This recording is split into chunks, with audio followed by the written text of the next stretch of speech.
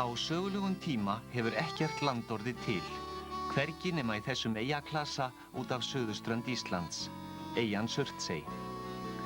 Það breytir því ekki að Vestmannaeyjar eitt elsta byggðaból landsins. Á sumardegi, eins og hann getur fegustur orðið, vefst varla fyrir nokkrum hvers vegna menn hafa valið sér búsetu hér út í Ballarhafi. Þar sem fuglinn gargar í bjarginu og sjórinn fullur af fiski. Sjálfsagt lýsir Vestmannaeyjaskáldið og barnakennarinn Sigurbjörn heitinn Sveinsson fæðingabæ sínum Heimaey best við þessar aðstæður í ljóði sínu Sumarmorgni á Heimaey. Yndislega eyjan mín, ó hve þú ert morgun fögur, úða slæðan óðum dvín, eins og spegill hafið skín, yfir blessuð björgin þín, breiðir sólin geisla kögur. Yndislega eyjan mín, ó hve þú ert morgun fögur. Já, barnsleg rómantík virðist þeim í blóðborin heimeyingum. Eiginleiki sem aldrei hefur talið sérstakt þjóðareinkenni á okkur hinum, uppi á landi. Ég man líka þegar ég var lítill peyji og hafði verið 2 ár í Reykjavík en fékk að fara heim vorið. Þá uppgötvaði ég að sólin var langtum stærri og rauðari í eyjum en uppi á landi. Ég vakti til að sjá hana koma upp yfir Eyjafjallajökul og velta lötur hægt austur hvíta bunguna áður hún náði flugi. Og löngu seinna þá sá ég að tunglið var líka miklu magnara í eyjum en annars staðar.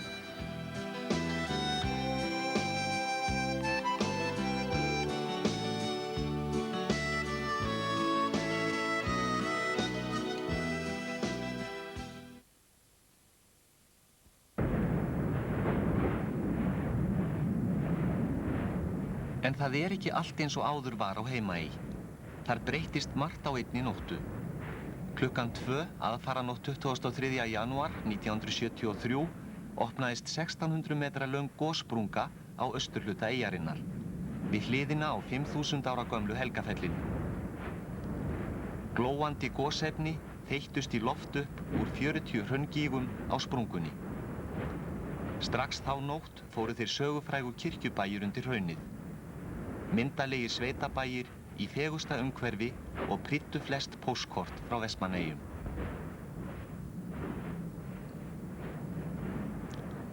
Gosmökkurinn náði allt að 10.000 metra hæð.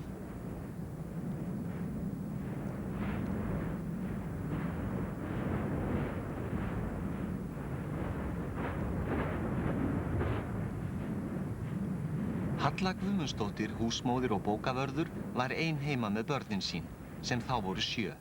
Hvernig brást hún við? Það var náttúrulega fyrst að vekja börnin, klæða þau sem þurftu hjálp og hinn náttúrulega sá sig sjálf. Svo hellti ég á könnuna og smurði brauð, tók eitthvað af fötum í tösku og ætlaði að labba inn í dal, Herjólfsdal, og vera bara þar á meðan að þetta stæði yfir. Það þýddi víst lítið fyrir Höllu að sitja af sér djöfulganginn inni í dal. Það var gæfa í ógæfunni að veður hafði verið slæmt sólarhringnum áður svo allur eyjaflotinn var í höfn. Nóttina voru 5.000 manns fluttir sjóleiðina til Þorlákshafnar, sjúklingar og aldraðir með flugi. Það var engin mannskaði þessa nótt þegar Vestmannaeyingar áttu það algjörlega undir sjálfum sér að komast lífs af. Það þótti aðdánavert. 300 manna björgunarlið varð eftir í eyjum, meðal annara Páll Zóphóníasson, þáverandi bæjartæknifræðingur. Hvað hefði gerst ef þetta hefði verið á öðrum tíma og stjarnfræðilega séð einhverjum örfáum brotum til hliðar við sprunguna, þar sem að bærinn hefði kannski getað klipst í sundur. Þetta tvennt var náttúrulega til þess að bæði tíminn sem að gosið byrjar á, að það eru allir í svefni, allir eru hjá sínu nánustu, menn fá yfirlit yfir stöðuna nánast leið, sem gerir það verkum að það verða engin slys. Ég held að það sé Guðs blessun, já.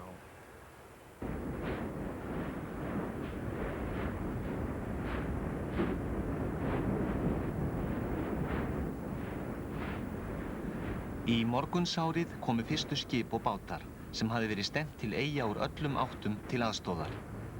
Engir vissu aðstæður á Heimaey. Hvað mundi blasa við þeim? Gosið færði stöðugt í aukana og jafnframt varð erfiðara að átta sig á atburðarásinni. Ætli hafi ekki verið neinn aðdragandi eða vísbending eldgos. Því svarar Páll Einarsson, jarðeðlisfræðingur. Það bil 30 klukkutímum áður heldur en eldgosið kom upp, þá var hér heilmikil skjálftahrina sem áttu upptök undir Heimaey. Sennilega nokkuð djúpt, við vitum það ekki nákvæmlega vegna þess að jarðskjálftamælar sem þá voru í gangi voru ekki sérstaklega margir. Þannig að það var ekki hægt að nota gögnin þá til þess að sjá hvar skjálftarnir áttu upptök. En hrinan var mjög einkennileg og við myndum held ég nokkuð örugglega þekkja slíka hrinu ef hún kæmi í dag. Þó svo margir hafi orðið skjálftahrínuna varir, þá hvarflaði eldgos ekki að neinum. Bæjarstjórnin var kölluð saman til fundar strax nóttina og hófst handa við að skipuleggja einhvers konar neyðarplan. En eiginlega vissi enginn hver ætti að gera hvað, hvernig og hvar ætti að byrja. Heldur ekki Páll Zóphóníasson sem stóð í eldlínunni við skipulagningu björgunarstarfsins. Nei, það var ekkert, engin áætlun til. Ekki neitt fyrir Vestmannaeyjagos eða neina hamfæri hér í Vestmannaeyjum. Ekkert almannavarnaplan. Ekki einu sinni þó Surtseyjargosið hefði orðið hérna fyrir utan 10 árum áður. Var þarna ekkert sett í samhengi? Ég held að menn hafa nú eitthvað verið að tala að gera eitthvað, svona almenns eðlis, en það var aldrei neitt úr því. Á skrifstofu minni var settur upp svona sími, neyðarsími, suður til Reykjavíkur og þar komu þeir inn frá almannavörnum. Mjög fljótlega komu hér vísindamenn og svo blaðamenn og lögreglan sá ástæðu til að senda hingað út 20 stóra og mikla lögregluþjóna til þess að halda skikki á okkur sem hér voru eftir. Þannig að svona fyrsti dagurinn leið svona frekar rólega því að menn áttu sig ekki á því hvað gera skyldi. En svo fóru menn nú að ræða það að þyrfti nú að fara að bjarga úr austustu húsunum og finna einhver ráð með það. En hver ætti að gera það og í hvaða röð, það held ég að áttaði sig nú eiginlega enginn á. Þarna fóru fram gífurlegir flutningar á veraldlegum eigum flóttafólksins og heyrðu stundum raddir að of mikið væri á sig lagt að bjarga verðlitlu dóti. Hvað það? Björgunamenn lögðu nótt við dag að bjarga úr húsum, komu öllu á skip og til eigenda í landi. Sjálfsagt hefur margt farið heldur illa í flutningunum. Mannbjörgin var dýrmætust.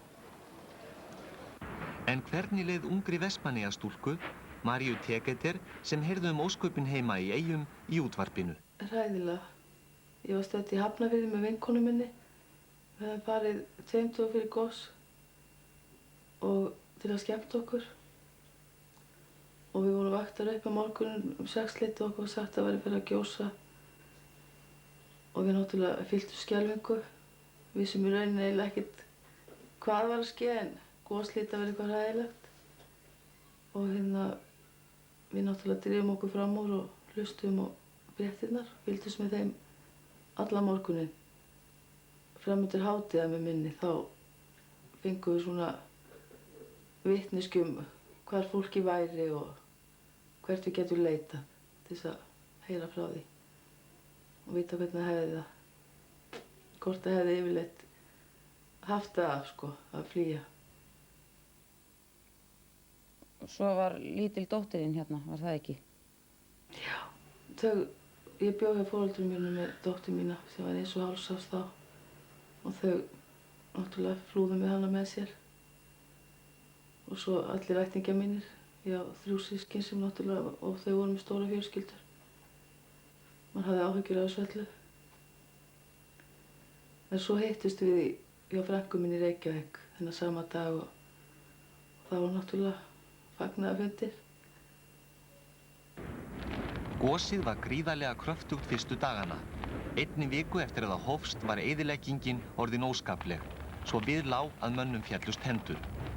112 hús voru brunnin eða komin undir hraun.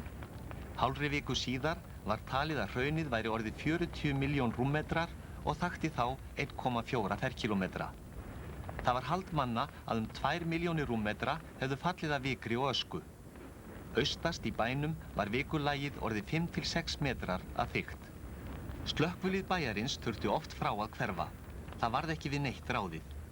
Elías Baldvinsson, núverandi slökkviliðsstjóri. Hvenær byrjuðu fyrstu húsin að brenna? Já, það var þarna bara nóttina. Þá kveiknaði í bæjunum þarna, austur á Kirkjubæ. Þetta var bú, kúabú, og þeir þurftu strax nóttina að koma fénaði sínum hérna niður á bryggju. Þar var mest að þessu, eða flestu slátrað. Það var svona sorgleg stund, svona þegar bændur sem voru að leiða fénaði sín hérna til slátrunar og að gera það bara þarna daginn eftir og nóttina voru byrjaðar á þessu. Fylgdist þú með húsinu þínu fara undir hraun? Já, ég sá það. Það varð fyrir svona vikuröldu sem að hraunið ruddi á undan sér. Og þessi vikuralda, hún gekk hérna yfir stórt svæði. Þetta var í mars, á þeim degi þegar flest húsin fóru undir hraun. Það var svo margt að skemma sem var miklu verðmætara heldur en húsið mitt. Þannig að ég fann ekki fyrir neitt svona eftirsjón. Ég var reyndar búinn að meta lífsgæði í húsum áður. Það eyðilagðist þarna, þannig að mér finnst þetta að vera svona... Ég allavega finnst mér hús ekki eitthvað til þess að vera gráttil, Í mars, nokkurn veginn 3 mánuðum eftir að gosið hófst, rann hraunið sem lengsta var seigfljótandi stundum 50 metra á klukkustund. Í apríl var það þunnfljótandi og 1200 gráðu heitt. Rennslið var 30-40 tonn á sekúndu. Strax miðjan febrúar var hið svonefnda Eldfell orðið meira en 200 metra hátt. Örlítið lægra en Helgafell sem hæst 226 metrar. Páll Steingrímsson, kvikmyndagerðarmaður, á heiðurinn af mörgum myndum sem teknar voru í gosinu. Voru ekki blendnar tilfinningar að vinna við að kvikmynda náttúruhamfarir heima hjá sér? Ég þekkti náttúrulega fjölda vestmanninga sem voru ósáttir við örlög sín og urðu að vera upp á landi og manni sveið að sjá gamalt fólk gráta. En út í eyjum þá létu allir eins og þetta væru tímabundir erfiðleikar og aldrei spurningum að gefast upp og maður var hluti af þessu leikriti. Og áfram hélt leikritið. Nokkrir tugir manna á eyju lengst út í hafsauga. Að berjast við eld og eymyrju og hávetur í þokkabót. Mokað af þökum, þök rofin, þök styrt. Voru þeir orðnir alvittlusir mennirnir og banvænar gastegundir lögðust yfir bæinn. Upp úr miðjum febrúar fór að bera á þessum ósýnilega andstæðingi sem olli einu dauðsfalli. Maður fannst látinn í kjallara, eina fórnarlamb gossins. Jens Kristinsson vann sem reykkafari og fékk skyndiþjálfun í að kafa í gasið. Maður hittnaði allur af því, sko. Maður fann alveg hvar gasið var, hvað það náði hátt á manni og svona. Var þetta bráðdrepandi gas? Eða hvað heldurðu? Já, það veit ég nú ekki, sko. En það fundust, sko, dauðir fuglar í lautum og bæði dúfur og snjótittlingar og svona. Og fólk komst í hann krappan stundum. Maður varð að forða sér, maður lærði á þetta lá í lautum og í góðu verið þá þakti þetta allt neðra svæði hérna í bænum, alveg mikið meira en í mannhæð. Ef maður komst inn í þetta og var maður að reyna að komast á hærri stað, upp í tröppur á húsi dugði oft. Maður fann þetta bara þegar skall á manni. Maður var helst var við að bara í góðviðri. Þetta gekk ekki í stormi. Þetta lá bara eins og þoka. Maður sá til dæmis niður við höfn, maður sá það bara fara í foss fram að bryggjunni. Það sást vel. Þegar tók að vora var enn ekkert sem benti til að sæi fyrir endan á gosinu. Auðvitað kom upp ýmis samskiptamál enginn mátti fara út í eyjar sem ekki hafði til þess sérstakt leyfi. Fólk fékk ekki að líta eftir eignum sínum og atvinnufyrirtækjum og margur vestmannaeyingurinn var beiskur. Menn fóru jafnframt að huga að því að flytja fyrirtæki af ýmsu tagi í land. Tryggvi Jónasson, starfsmaður skipaliftunar, var einn af mörgum sem átti allra hagsmuna að gæta út í eyjum en fékk ekki reisupassan. Það var eiginlega að smygla sér hingað til Vestmannaeyja frá meginlandi. Þú varst einn af þeim sem hvernig fórstu að? Já, ég komst með góðanum með því að skrökva því ég væri áhafnarmeðlimur á lóðsinum hérna. Og inn í eyjar? Já. Og hvað rak þið til þess að smygla þér inn? Já, aðalega til náttúrulega að fylgjast með mínum eignum hérna, bæði húsi og vélsmiðjunni Völund sem ég var eigandi að. Það var allt flutt úr vélsmiðjunni upp á land og settum upp verkstæði í Kópavogi. Það var megnið að ég flutt með Herkulesvélum frá Bandaríkjaher. Þetta var skiptið 20 tonna, það var allt efni flutt líka. Það var sannlega verið 70 tonn.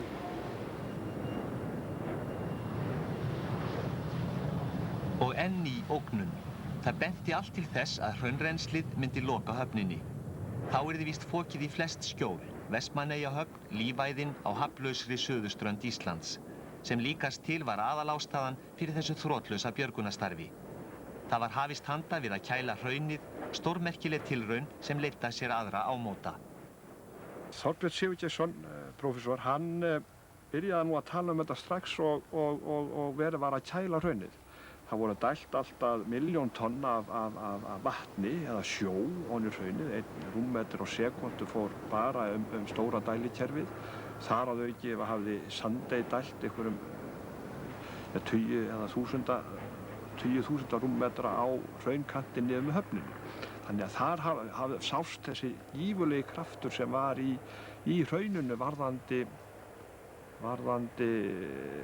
hitun vatns og uppgufun. Það tókst að bjarga höfninni og koma sér upp hitaveitu, en það var ekki sjón að sjá heima í. Byggðin var að meira eða minna leyti grafin í ösku og viku. Menn unnu á vöktum við að keyra burt gosskjall, að meðaltali 1200 bílfarmar á dag. Efnið var meðal annars notað til að stækka flugbrautir, nýtt þar sem það var hægt. Vestmannaeyingar voru teknir á ókyrrast. 3. júlí var opinberlega lýst yfir goslokum. Af 5.000 íbúum fluttu 3.000 heim aftur, þá sumarið. Heimaey sem áður var 11,3 ferkílómetrar var nú orðinn 13,4. Það var mokað og hreinsað, bætt og stagað. Á undarlega skömmum tíma var öskurhúan Heimaey farin að fá á sig bæjamynd aftur. Það var búið að moka burt 1,5 milljónum rúmmetra. Ég lifi og þér munuð lifa. Frægasta sálnahlið í Evrópu árið 1973. Og þessi mynd sem víða barst af líkneskjunni sem grét þessar skelfilegu hamfarir. Þarna stendur hún og breiðir út faðminn mót tvítugu hrauninu. Allt nú sem orði nýtt.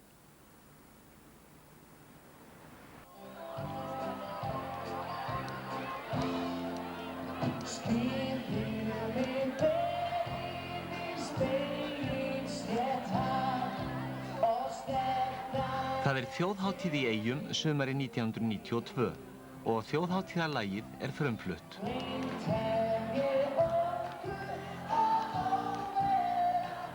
Eins og venjulega kemur fólk hvaðan eða að til að taka þátt í hátíðarhöldunum.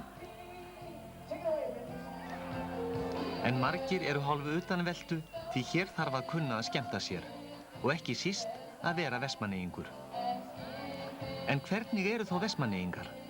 Þeir eru frakkir, ófeimnir og áræðnir. Kannski hafa þeir mótast eitthvað af náttúruöflunum sem þeir stöðugt þurfa að glíma við. En vestmanneyingar eru líka félagslyndir og gleðigjarnir. Óslitin þjóðhátíð síðan 1901 engin tilviljun. Þeir nota hvert tækifæri til að gera sér veislu. Segja má að veisluhöldin byrji fyrir alvöru þegar kveikt í brennunni og logar bálsins lýsa upp hátíðarsvæðið í Herjólfsdal.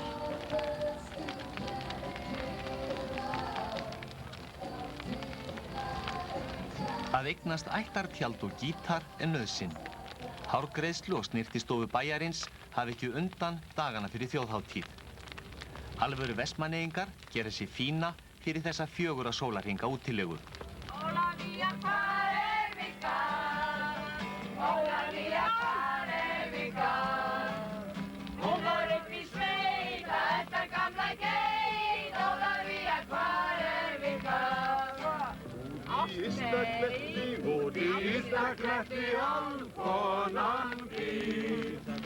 Árni Johnsen, alþingismaður, spilar og syngur með sínu fólki. Hann ásamt mörgum tónlistarmönnum úr Eyjum hefur gert gítarinn að tákni Vestmannaeyja.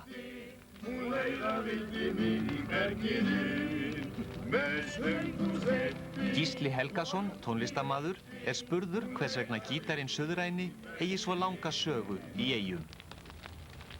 Ég rétt ímynda mér að þetta hljóti að vera með sjómönnum sem hafi farið eitthvað suður á bóginn og fundið sér gítar. Nú, Sigurbjörn Sveinsson spilaði á gítar, hef ég heyrt, og söng. Ási Bæ náttúrulega frægur fyrir það hvað hann spilaði yndislega illa á gítar. Og hann segir frá því að ammans og ömmusystir þær hittust svona einu sinni í mánuði og knúsust og kysstust og grétu saman í hálftíma og sungu svo og spiluðu heilan dag á gítar. Þannig að gítarinn búinn að vera hluti af Eyjunum í allt, ég ætla að sitja í rúmlega öld. Ungir við leitum ævintýra á ólgandi veraldarrútunni. Ásgeir Ólafsson, Ási Bæ, í stað gítars, stórhljómsveit. Gefið þá góðan byr og glannaleg ástarköst. Þó krakkarnir argi og kettlingin gargi og kraumi í hjónabans röst. Stýrum því strikið enn og stefnum til betri hags. Þó sjóði á keipum og syngi í reipum til síðasta lokadags.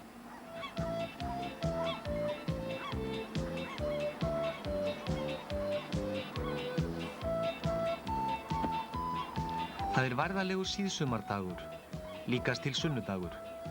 Því aðra daga Vestmannaeyjahöfn sérstaklega hávaðasöm og allstaðar á þeim slóðum mikill fyrirgangur og athafnasemi. Á virkum dögum finnst manni allt vera á potti í þessum bæ.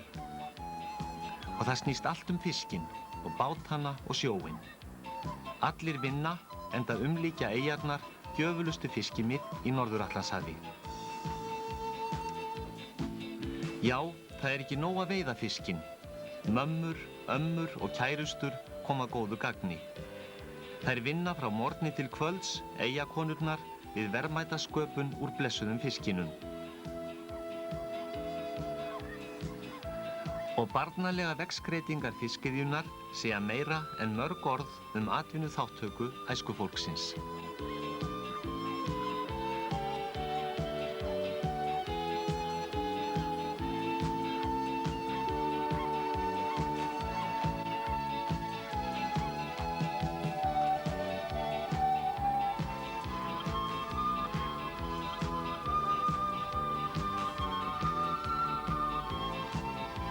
Foreldrar þessara krakka hafa verið á þeirra aldri þegar þau voru rifin upp af værum blundi, skellt ofan í fiskibát og stímt með þau frá logandi eyjunni sinni. Sú lífsreynsla virðist samt ekki hafa dugað til. Flestir vildu aftur út og heim. En fyrir þessum börnum gosið orðið námsefni. Og því að það hafði verið mjög vont veður deginum áður, landlega hjá bátanum, þess vegna voru þeir allir í landi. Nú, fljótlega krakkar þá stoppaði gosið í þessum sprungum. Sprungan sem hérna það sem þið sjáu fjallið út gluggann, að hún hélst opin. Og þar byrjaði strax að myndast fjall. Og þetta fjall það gaus af og til allan veturinn og alveg fram í 3. júlí að gosslit lýst yfir. Það annars stórmerkilegt hversu algengt að fólk geti rakið ættir sínar langt aftur í eyjum, eins og hún Halla. Ég get rakið það aftur til 1703. Veit ég að einn forfaðir minn átti heima hér. En svo voru báðir foreldrar mínir, þau eru fæddir Vestmannaeyingar og afar mínur og ömmur í báðar ættir. Nú sitjum við á hrauninu sem hylur húsið þitt, Halla. Nákvæmlega hér. Hvað hugsaðu? Þú sagðist ekki hafa komið hérna upp síðan. Nei, ég hef aldrei komið hér síðan. Æ, ég veit eiginlega ekki hvað ég hugsa. Þetta breytti miklu á sínum tíma. En svo bara hélt lífið áfram og það byggði sér annað heimili og lífið hefur bara sinn gang. Eina húsarústin í bænum. Það eftirtektarvert að það virðist sem Vestmannaeyingar hafa ráðnum hug afmáð öll verksummerki eyðilegginguna sem gosið olli. Að minnsta kosti það sem í þeirra valdi stóð.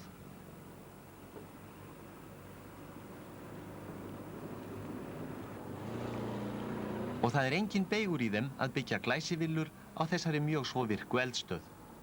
Stundum því fleygt að Vestmannaeyingar hafi hæstar meðaltekjur á landinu. Feitir og pattaralegi bensarnir geta lítið spreytt sig á Hásteinsvegi og Hólagötu. Sumir segja að eigendurnir njóti þeirra í árvissum sumarleyfum á erlendum hraðbrautum. Sú goðsögn líka til að Vestmannaeyingar fari alltaf þangað sem þeir sjá í sjóinn. Já, það margt skrítið og skemmtilegt sagt þjóðasálin í eyjum, en ætli gosið hafi breytt henni. Fyrst eftir gosið þá fann maður það að margir voru harðari og kannski tortrygnari heldur en þeir áttu vanda til. En lundakallarnir breyttust ekkert.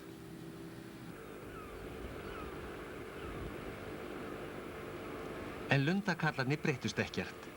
Heldur ekki lundakallarnir sem fyrir 20 árum lágu hjalandi í vöggunni sinni. Páll Steingrímsson og Lundinn hjálpa okkur að komast á sporið. Eftir nokkura daga dvöl í eyjum hefur gestkomandi orðið fyrir áhrifum af glaðlegri, háværri og hispurslausri þjóð sem kallar ekki allt ömmu sína. Fas þessa fólks ber með sér eitthvað óbeislað frjálsræði.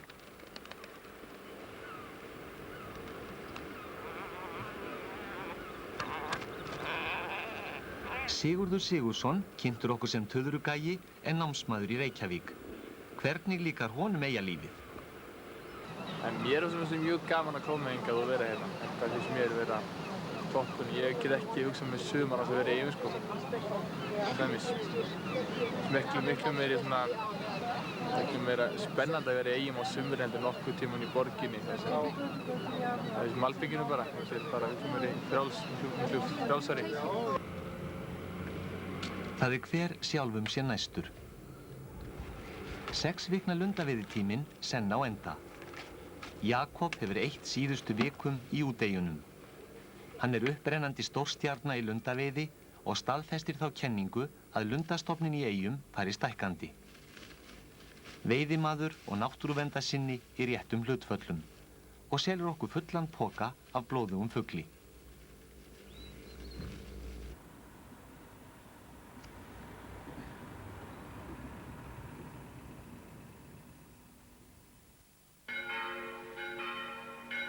Landakirkja hringir til barnamessu. Klukkurnar þykja afar hljómfagrar og bera ártölin 1619 og 1743. Hraunið náði ekki að granda 3. elstu steinkirkjur landsins.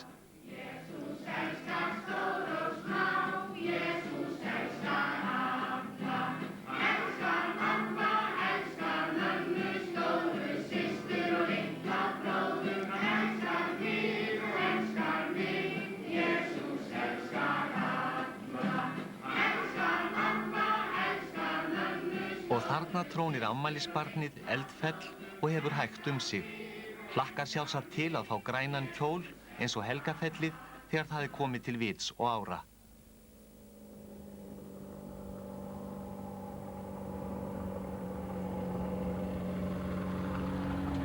Það getur hver sagt sér sjálfur að þar sem vindhæð hefur mælst hæst á Íslandi hlýtur uppgræðsla lands að vera erfið. Þó var strax sumarið 73 byrjað að græða upp hraunið. Í gegnum tíðina síðan þá hafa ræktunarbelti og blettir fokið út í veður og vind. Heilu hlíðarnar á einni stormnóttu. Og enn mikið öskufok. En það hlýtur að vera áhugavert fyrir leika sem lærða að fylgjast með gróðrinum sem ákveðið hefur að nema hér land.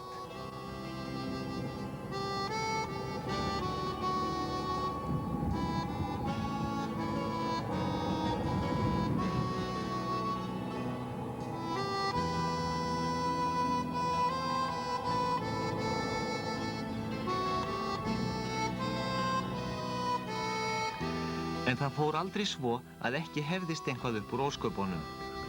Fyrir 20 árum fóru fáir út í eyjar nema sem þangað áttu erindi. Þær voru þó þekktar fyrir náttúrufegurð og einstakt fuglalíf. Nú þykir það nauðsynlegu liður í Íslandsferðinni að klöngrast upp á hraunið í Heimaey, þessa óttalegu eyðimörk. Og þegar allt kemur til alls það sjófuglinn og fuglabjörgin sem draga að sér athyglina.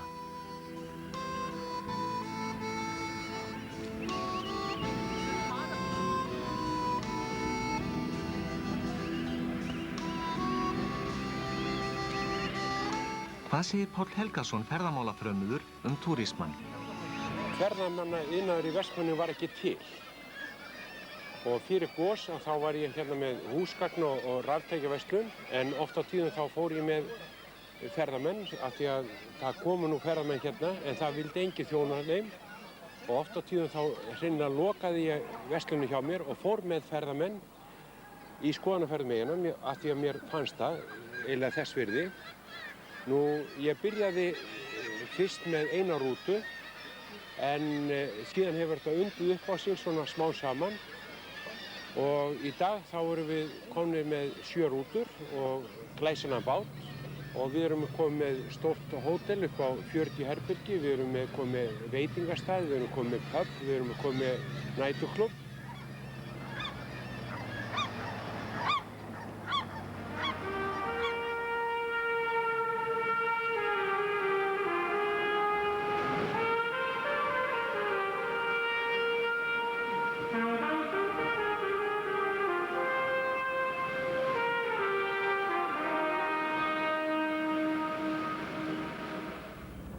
Hitt atriði sem telst til tekna eftir gos innsiglingin í Vestmannaeyjahöfn.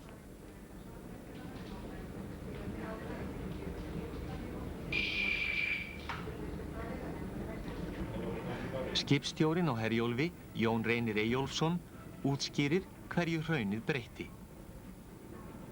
Hraunið í dag, það mynda nokkurs konar brimbrjót þarna við hafnarkjarninn, þannig að nú hægt að sigla inn í Vestmannaeyjahöfn og út úr henni, nánast í hvaða veðri sem miðað við það sem áður var þegar menn þurftu þarna að bíða jafnvel og sæta lægi við að komast þarna inn og út og skip voru þarna oft í stór hættu við það að taka þessum höfn og fara út og það sýna myndir og frásagnir manna líka af því og að þessu leytinu til höfnin mikið betri heldur en var áður fyrir. Herjólfur sá yngsti í ferðum milli lands og eyja alla daga. Yndisleg sigling í sumarblíðunni. En hvernig finnst þaulreyndum skipstjóranum að þrælast þarna á milli í vitlausum vetrarveðrum? Oft hefði kannski maður átt að vera bara heima og fara ekki neitt, kannski með fáa farþega, að vera að berja hér í suðvestan vitlausu veðri til Þorlákshafnar og allir sjóveikir og svona. Og ég hugsa að sumir hefðu oft þakkað fyrir að við bara snúa við hérna við drangana. En svona þetta nú.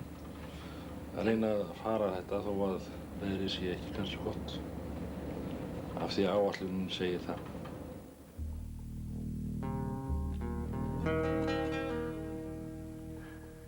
Já, þarna búa 5.000 manns við rætur Eldfjalls og láta eins og ekkert hafi í skorist.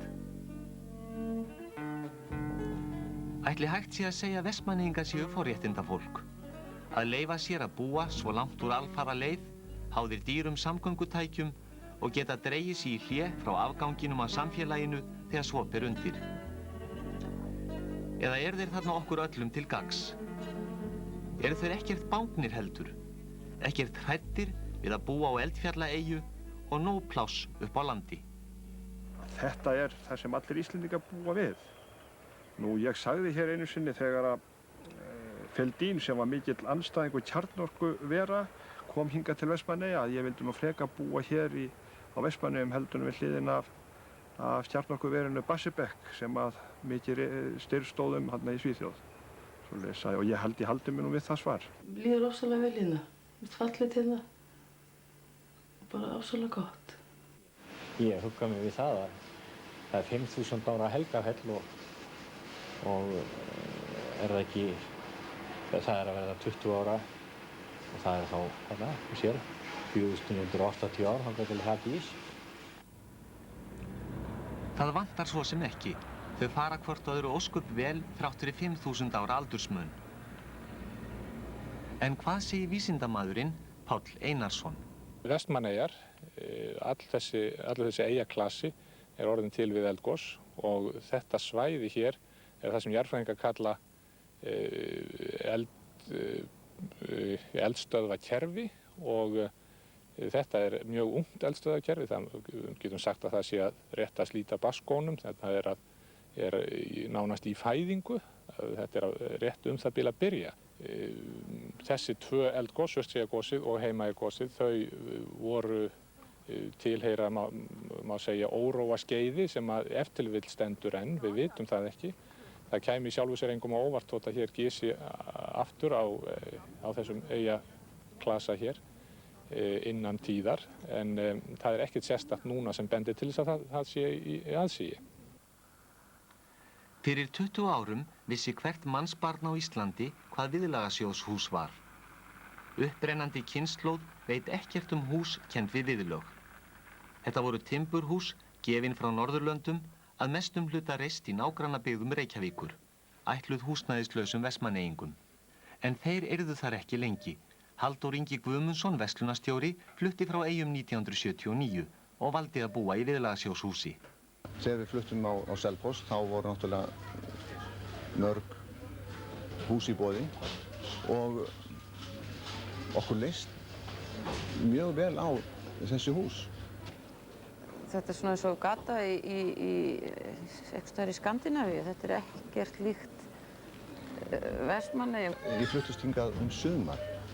Þá hafði ég á tilfinningunni að ég væri eiginlega í sumarfríi í Noregi. Því að líka það að það eru svo mikið af gróðurinn er komið vel á veg í kringum þessi hús. Þetta eru 3, 4, 5, jafnvel 6 metra há tré og þetta skapaði þá stemningu að mér fannst ég vera bara í sumarfríi. Heldur þessi mikið af Vestmannaeyja fjölskyldum sem eru þarna ennþá síðan? Ég hugsa að upp til hópa er ekki mikið af Vestmanningum sem búa í þessum húsum. Þeir eru fluttir í burtu. Mikið af þessu flutt bara heim aftur til Eyja. Ég get vel hugsað mér að flytja til Eyja, það er ekki það. Og það kemur oft upp að mig dauðlangar. En ég er fluttur og ég á heima hér. Þú fórst ekki aftur til Eyja eftir gosið? Nei, það gekk ekki. Ég gat ekki stunda kvikmyndagerð út í Vestmannaeyjum. Hefur ennþá heimþrá? Á vorin þegar fuglinn sestur upp, þá byrja ég að ókyrrast. Það er líka fallegasti tíminn úti. Bræður mínir eiga nytjar í Hellisey. Þeir eru duglegir sigamenn og ég fæ að fara með þegar þeir fara í eggin.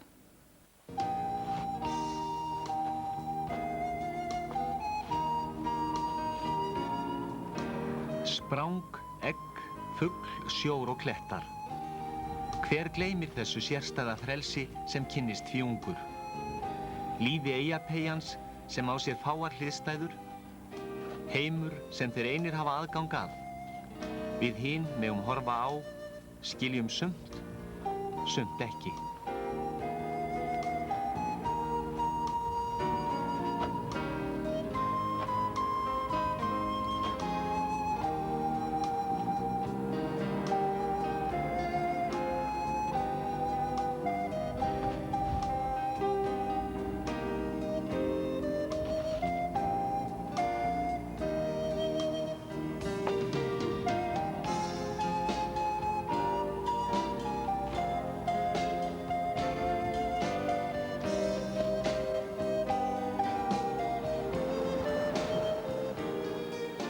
Það komið haust í Vestmannaeyjum eins og annar staðar á Íslandi. Þeim fjölgar óðum sem ekki eiga þangað brýnt erindi. Langir og dimmir vetrarmánuðir framundan. Langt til næsta vors. Langt þangað til blessaður fuglinn sest upp og boðar bjartar nætur úteyjarlífs. Heimaeyinga býður að vera sjálfum sér nógir, burtu frá skarkala heimsins.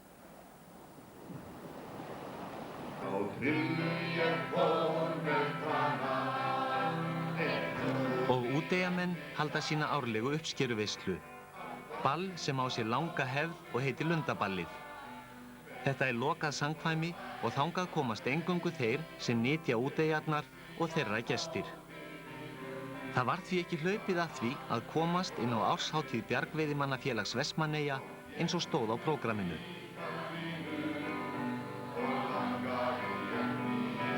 Eftir miklar símhringingar, þvert nei, skemmtinefndar, jaml, japl og föður tóku helliseyingarnir Páll Steingrímsson og bræður hans málið í sínar hendur.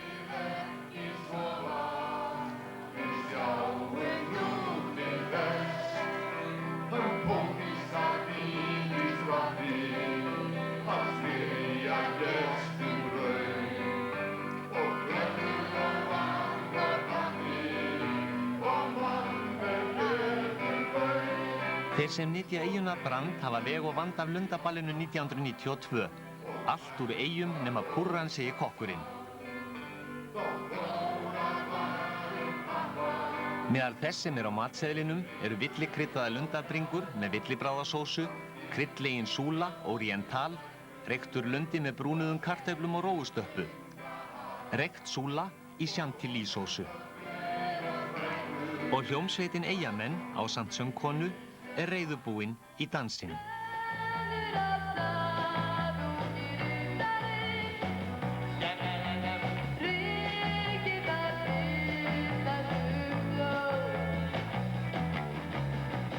Unga eyjastúlkan syngur af hjartans list og virðist ekki þrá veröldina hinum megin við sjóinn. Ekkert frekar en þetta dugmikla káta eyjafólk sem þarna svífur dansgólfið í örmum hvers annars. Ungir og gamlir og þurfi ekki á öðrum að halda en sjálfum sér.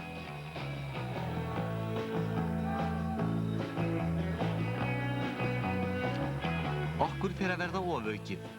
Vestmannaeyingar vilja gleðjast í friði fram á rauða nótt á eyjunni sinni, sem kúrir undir mögnuðu tungli. En ég vildi svífa yfir